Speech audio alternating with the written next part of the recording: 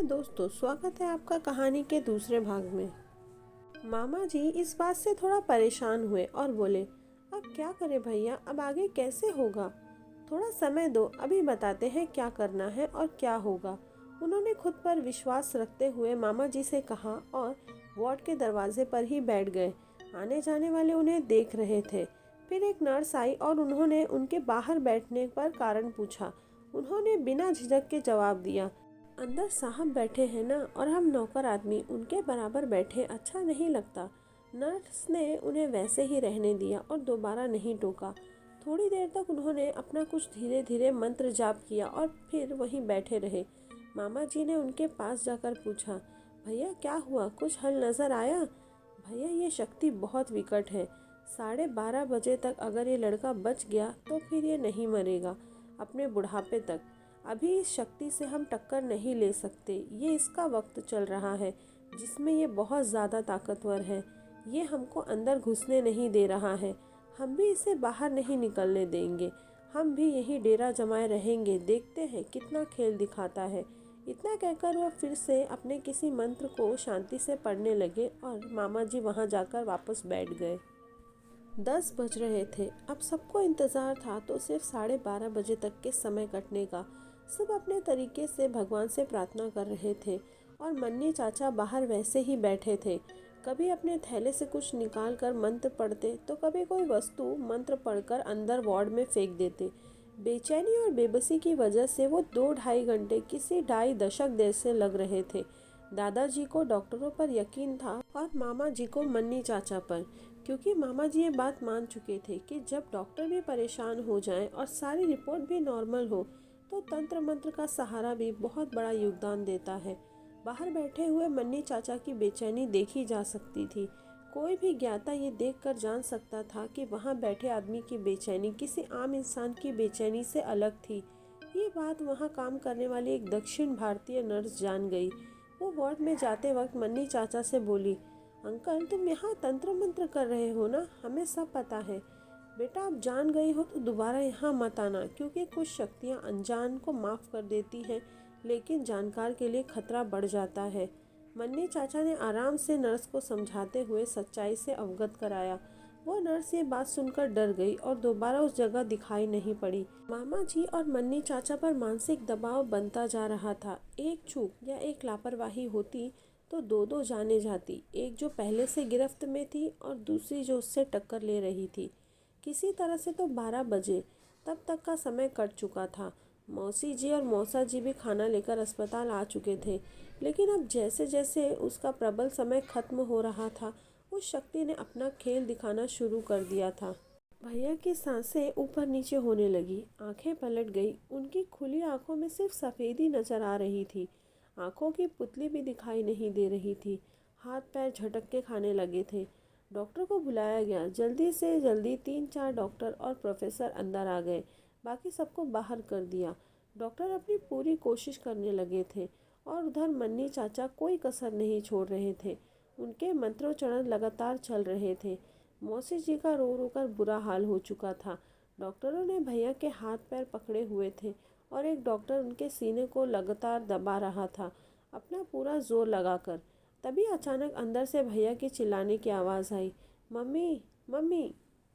ये सुनकर मौसी जी तुरंत वार्ड की तरफ दौड़ पड़ी, मगर मन्नी चाचा ने उन्हें अंदर जाने से मना कर दिया। लेकिन पूरे 24 घंटे बाद भैया की आवाज़ आई थी, इसलिए वो अंदर जाने पर आमदा हो गई।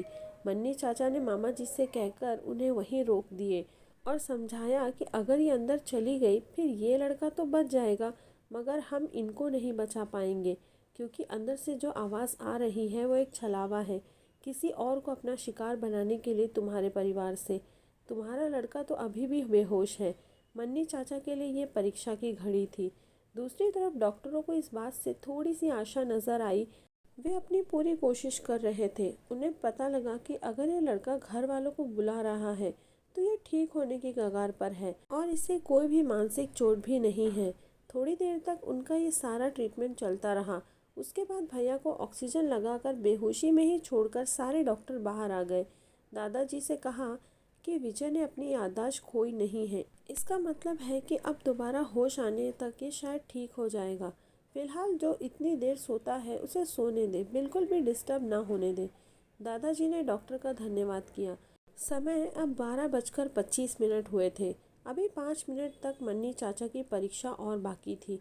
मन्नी चाचा ने किसी को भी 5 मिनट के लिए अंदर आने से रोक दिया। अपने थैले से कुछ राख या भस्म निकाली और अंदर वार्ड में फेंक दी। फिर ना जाने किससे वार्ड के अंदर देखते हुए धीरे धीरे बात कर रहे थे, जैसे कि अंदर कोई खड़ा हो। अगले 5 मिनट तक वो कुछ बात सी करते रहे। जैसे ही 12:30 बजे के आंकड़े को घड़ी ने छुआ, उन्होंने वार्ड के अंदर लपक के कुछ पकड़ा, जैसे कि कोई साधारण इंसान परेशान करती हुई मक्खी को पकड़ता है।